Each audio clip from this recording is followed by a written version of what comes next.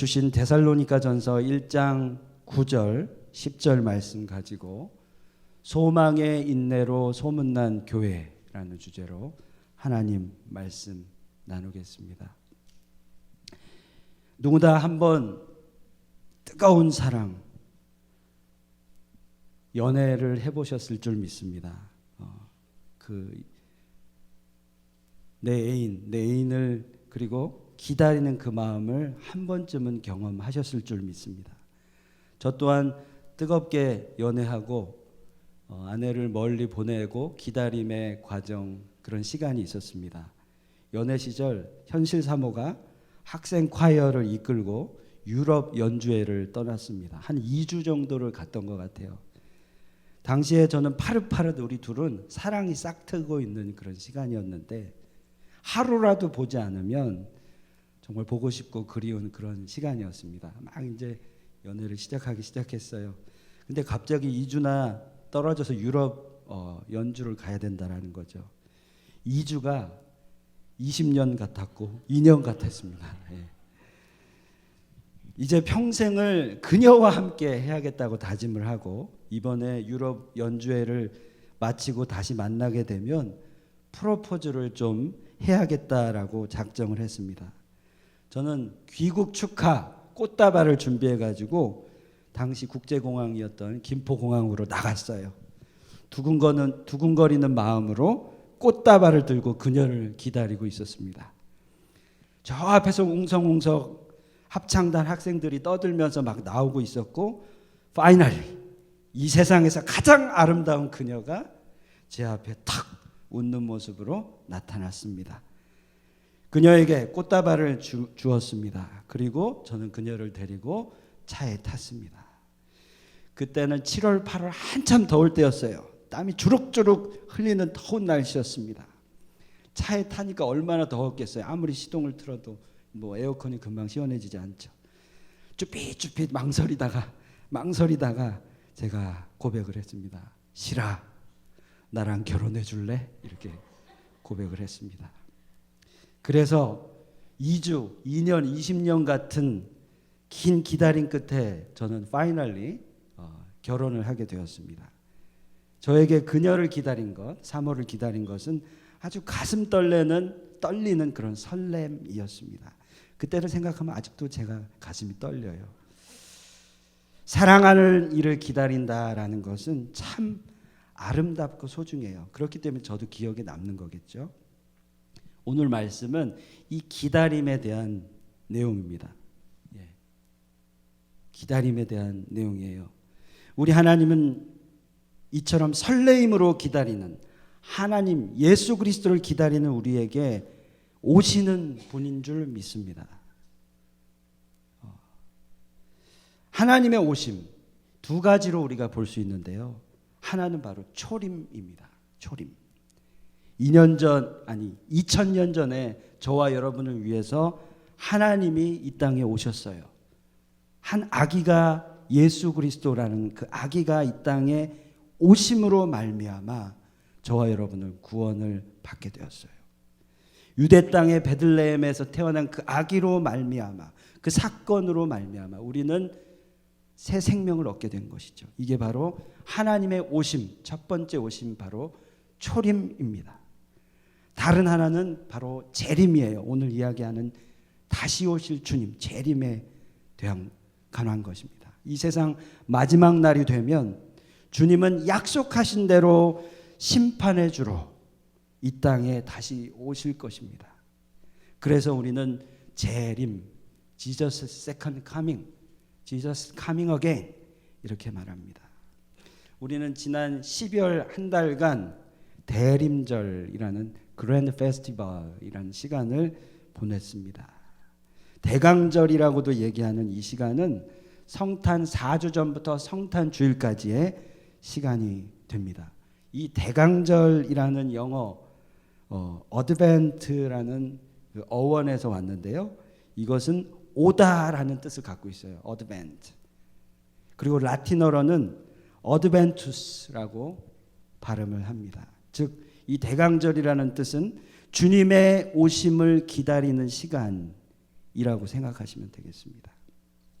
12월 한 달 동안 주님이 이 땅에 이미 초림으로 오셨고 다시 오실 주님을 기대하고 기다리는 그런 시간으로 우리가 12월 한 달을 보낸 거죠.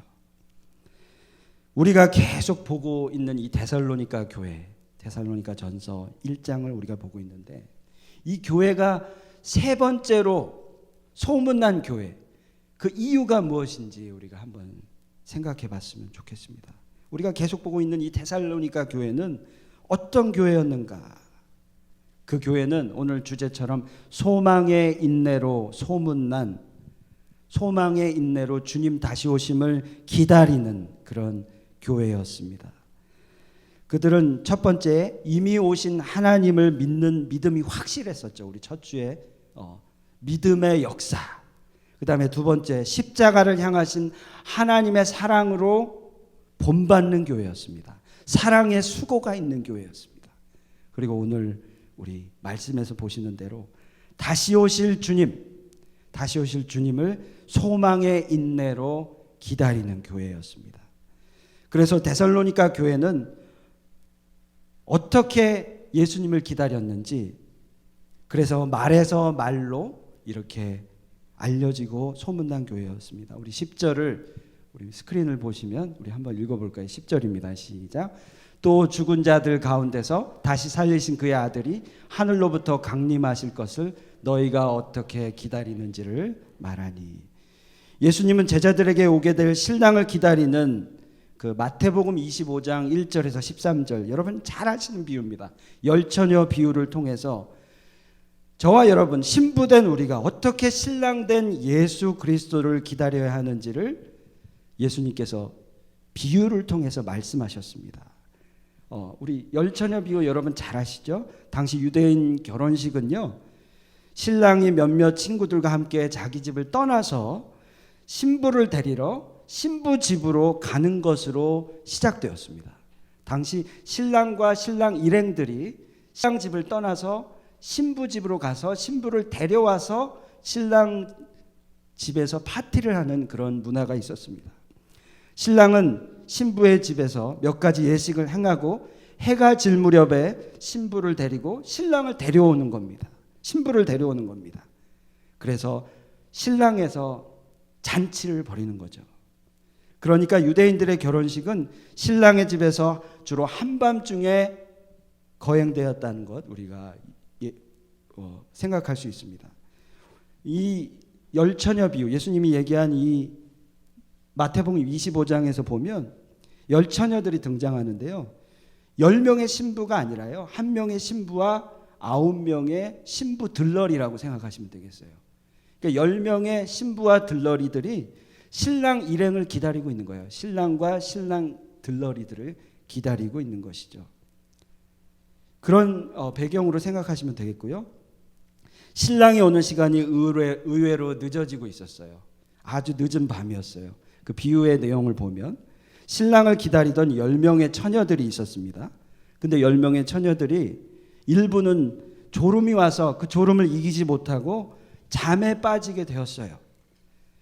그리고 한밤중이 되었는데 갑자기 정적을 깨는 소리에 이들이 깨어났습니다.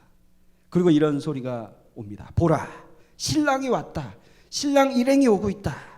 그러자 10명의 처녀들이 자기들이 준비한 등을 밝히고 신랑 일행을 맞이하게 되는 겁니다. 그런데요, 문제가 생겼습니다. 10명의 처녀들 중에 5명은 슬기롭게 기름을 따로 준비했다가 신랑 일행이 왔을 때 그 등을 밝혀서 신랑을 일행을 맞이하게 되었습니다. 그런데 5명의 처녀들은 기름을 미리 준비하지 않은 거예요. 그래서 등에 불을 켤 수가 없게 되자 뒤늦게 시장에 가서 기름을 사러 간 거죠. 그리고 돌아와서 신랑의 집으로 가게 됐는데 이미 신랑 집의 잔치 파티의 문이 닫히게 된 겁니다. 그래서 늦어서 미련했던 그 5 처녀가 문을 두드리면서 주여 주여 우리에게 좀 문을 열어주세요, 이렇게 간청했지만 문 너머에서 들려오는 대답은 아주 냉정한 대답이었습니다. 내가 너희를 알지 못하노라, 이런 대답이 들려오는 거예요. 그래서 그 미련한 처녀 5명은 잔치집에 들어가지 못하게 된 것이죠. 예. 자, 여러분, 이렇게 신랑은 놓치고 잔치 자리에 들어가지 못한 5명의 처녀의 이야기는 저와 여러분을 향한 예수님이 이 땅에 오시게 되는데, 신랑된 예수님이 오시게 되는데, 그 예수님을 어떻게 우리가 맞이할 것인가 큰 교훈이 됩니다. 즉, 주님은 이 10처녀의 비유를 통해서 종말의 시대를 살아가는 저와 여러분에게 지혜롭게 등불을 준비한 처녀처럼 기름을 준비하고 있으라 라고 우리에게 알려주고 있는 것이죠. 자, 오늘은 우리가 주님의 신부입니다. 처녀입니다. 우리가 어떤 자세를 가져야 하는지 오늘 말씀을 통해서 생각해 보았으면 좋겠습니다.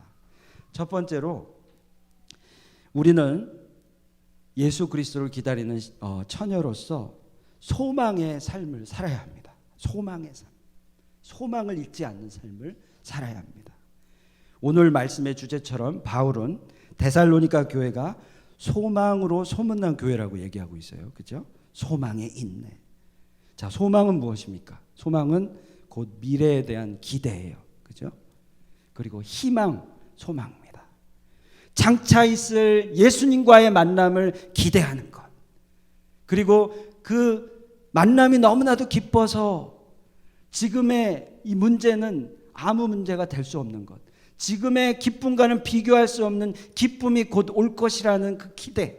그것이 바로 소망입니다. 예. 제가 신학교를 공부하고 있는 시간에 어떤 싱글 형제, 신학 전도사님이었겠죠. 두 형제의 대화를 제가 우연히 이렇게 들은 적이 있습니다. 둘이 이렇게 대화를 하는데 둘 다 싱글이니까 결혼을 못 했잖아요. 그래서 이렇게 얼떨결에 얘기를 하는 거예요. 나는 결혼을 못 했으니까 지금 주님이 오시면 안 돼. 결혼도 좀 해야 되고 좀 가정도 세워보고 딸 자식도 좀 낳아보고. 예. 이렇게 좀 우스갯소리로 얘기를 하는 거예요. 네. 근데요, 저 그 말이 참 이해되는데 뭐 결혼한 입장으로서는 당연히 그렇겠죠. 그런 생각할 수 있습니다. 근데 신학생이잖아요. 믿는 자들이잖아요. 우리는 우리 무의식 속에, 우리 마음 속에 주님 오늘 오시면 좀 곤란합니다. 이런 생각을 해요. 주님이 이 땅에 오시게 되면 주님을 만남으로 인해서 우리가 받을 그 기쁨이 너무나도 큰데 그걸 알지 못하는 거예요. 그래서 이곳이 좋사오니 이 삶이 좋습니다 라고 우리는 무의식적으로 생각하는 거죠. 그래서 미래에 대한 주님이 오심으로 인해 우리가 얻을 그 기쁨, 소망이 없는 삶을 살고 있는지 모르겠습니다.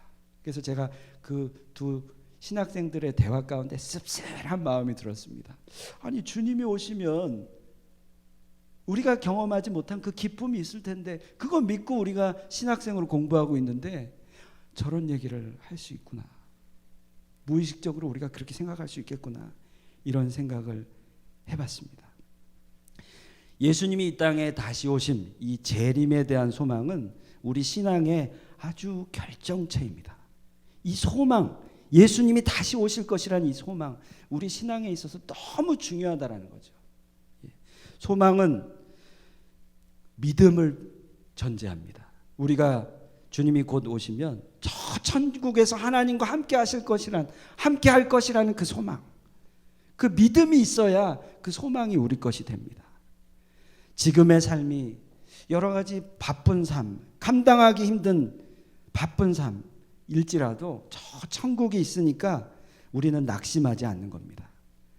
앞으로 내세의 삶이 있으니까 지금의 어려움은 더 이상 우리에게 어려움이 아닌 것이죠. 이 세상에서 더 잘 살아보기 위해서 연연하는 그런 삶보다 지금 살 때 하나님의 영광을 위해 살겠다라고 생각하는 것, 그것이 바로 소망을 가진 삶이에요. 나의 삶의 초점이 하나님께 있는 것이죠.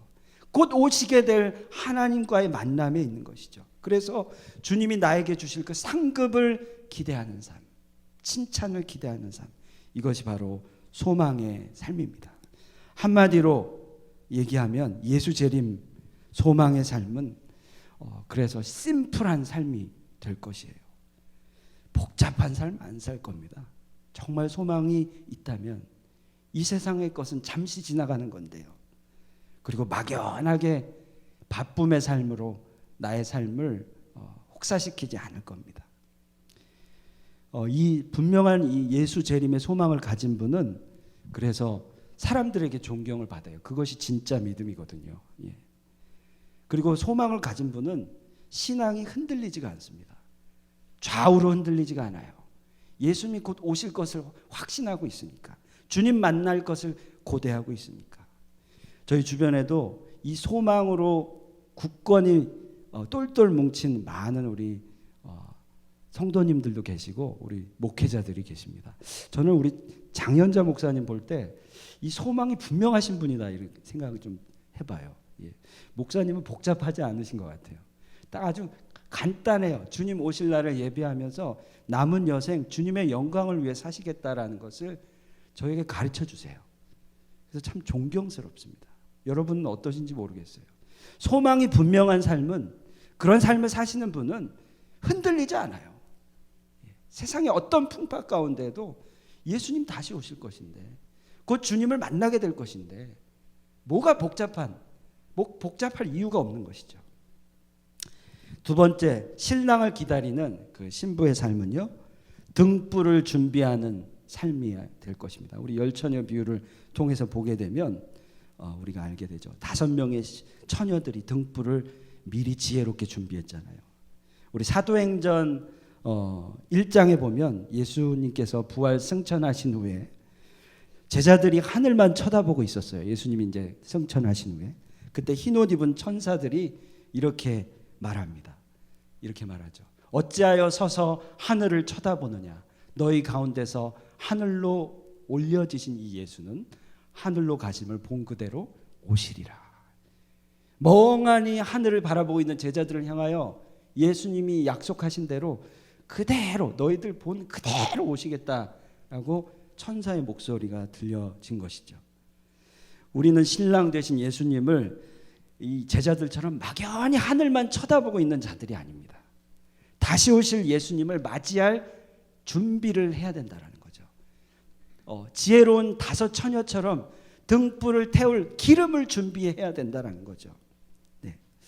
오늘 말씀에서 9절에 보면 사람들이 데살로니가 교회와 바울 일행에 대해 이렇게 말했습니다. 첫 번째로 바울 일행이 어떻게 데살로니가로 들어갔는지 얘기했고, 둘째는 어떻게 우상을 버리고 하나님께로 돌아와서 하나님을 섬기는 자가 되었는지 얘기하고 있고, 그리고 10절에 보면 데살로니가 교회가 어떻게 예수님을 기다렸는지를 그렇게 이야기하고 있습니다. 지혜로운 5명의 처녀처럼 등불을 미리 준비하는 그런 저와 여러분 되기를 바랍니다. 그래서 신랑 되신 예수님이 우리에게 오셨을 때 그분을 맞이하는 저와 여러분 되기를 바랍니다. 우리에게 등불이 꺼지지 말아야겠습니다. 깨어 있어서 예수님 곧 오십니다. 그때 등불을 준비하는 저와 여러분 되기를 바랍니다. 어두움이 아니라 밝은 삶을 살아야겠어요. 우리는 무의식적으로 우리의 뜻대로 살아가다 보면 어두움 속에 거하게 되죠. 그래서 죄의 삶을 살게 돼요. 우리가 필요한 것은 의의 삶이에요. 거짓말하고 악한 행위를 은근히 하는 연약한 죄의 모습이 아니라 하나님의 뜻 안에 예수 그리스도를 닮아가며 의로운 삶을 사는 것입니다. 그리고 또한 등불이 꺼지지 않도록 성령의 기름을 공급받는 삶일 것입니다. 우리 15 처녀처럼 그 기름을 준비한 것처럼 기름이 필요해요. 그 기름은 무엇이죠? 성령의 기름 부으심. 성령의 기름 부으심으로 살아가는 것이 바로 그 등불을 준비하는, 예수 그리스도 다시 오심을 준비하는 그러한 삶일 것입니다. 말씀을 맺으려고 하는데요. 제가 설교를 어제 준비하다가 갑자기 제 마음이 좀 우울해졌습니다. 성도님들만 무너지고 우울해지는 것이 아니라 저도 인간이에요. 무너집니다. 우울해집니다. 목회자도 그럴 수 있어요. 흔들릴 수 있습니다. 갑자기 우울해지는데 이런 생각이 드는 거예요. 내가 계속 이렇게 목회할 수 있을까? 이런 생각이 드는 거예요. 연약한 마음이 들더라고요. 그런데요, 그 마음 가운데 하나님이 저에게 위로를 주시는데, 첫 번째 우리 교회 성도님 한 분으로부터 그냥 말 한마디인데 그게 위로가 되더라고요. 우리 전재남 형제님이 이제 최근에 오셨잖아요. 근데 카톡을 막 오고 가는데 재남 형제님이 갑자기 목사님 주일 준비하시느라고 바쁘시죠? 이러는 거예요. 제가 공감을 얻었잖아요. 정신없이 막 설교 준비를 하는데, 그래서 우울해지고 이렇게 계속 목회할 수 있을까 이런 생각까지 했는데, 목사님 주일 준비하시느라 바쁘시죠? 이 말 한마디에 위로가 되더라고요. 예. 그래서 말 한마디가 너무 중요합니다. 예. 그리고 또 하나는 제가 찬양을 듣는데요. 찬양, 우리 수요 예배 때 자주 드리는 찬양입니다. 그 찬양의 가사가 이런 가사가 있습니다. 여러분, 원하고 바라고 기도합니다. 그 찬양 아시죠? 예. 근데 1절 가사에 1절에 이런 가사가 있습니다. 기도하고 낙심하지 말 것은 주께서 참 소망이 되심이라. 이 가사가 저에게 확 와닿는 거예요. 늘 불렀던 찬양의 가사인데 기도하고 낙심하지 말 것은 주께서 참 소망이 되심이라. 예. 우리가 낙심할 필요가 없는 것은 주님이 이 땅에 다시 오실 그 소망이 있기 때문 아니겠습니까? 이 소망은 우리가 주님을 다시 배울 때 칭찬받을 것을 바라는 소망이 아니겠습니까?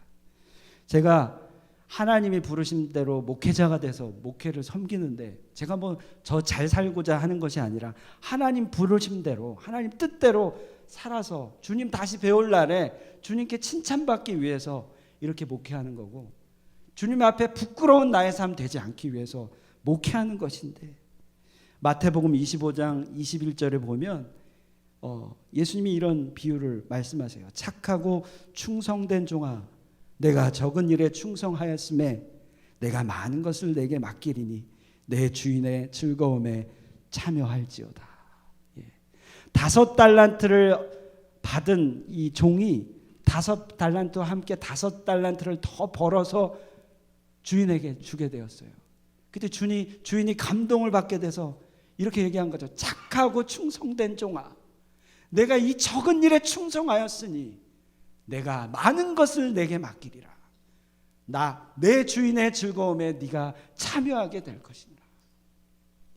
이 말씀 묵상하는데, 와, 제가 주님 오늘도 쓰러지고 넘어지고, 그렇지만 우리가 곧 주님을 배울 날이 곧 올 터인데, 그때 주님께 너는 도대체 누구냐 이런 얘기 듣는 것이 아니라, 착하고 충성된 종아, 네가 잘했다, well done, good and faithful servant, 이런 이야기 들어야 하지 않겠습니까? 이를 위해서 우리가 오늘도 인내하면서 주님을 기다려야 하지 않겠습니까? 주인의 즐거움에 참여하는 저와 여러분이 되었으면 좋겠습니다. 그리스도를 만날 소망을 가지십시오. 주님 오심을 기다리며 다섯 처녀처럼 등불을 준비하는 저와 여러분 되었으면 좋겠습니다. 인내하고 기다리고 예수 오실 그날을 고대하는 삶이 되길 바랍니다. 그러면요, 우리 교회가 한 사람 한 사람이 그렇게 소망의 인내로 살아갈 때 우리 교회가 이 지역에서 소문난 교회가 될 줄로 믿습니다. 아멘. 우리 함께 이 시간 찬양하겠습니다. 아까 제가 나누었던 그 찬양, 우리 원하고 바라고 기도합니다. 우리 기도의 제목, 하나님의 꿈이 나의 비전이 되고 예수님의 성품이 나의 인격이 되고 성령님의 권능이 나의 능력이 되고. 그런데요, 1절 가사, 기도하고 낙심하지 말 것은 주께서 내 소망이 되십니다. 우리 함께 찬양으로 우리의 고백을 하나님 앞에 올려드리겠습니다.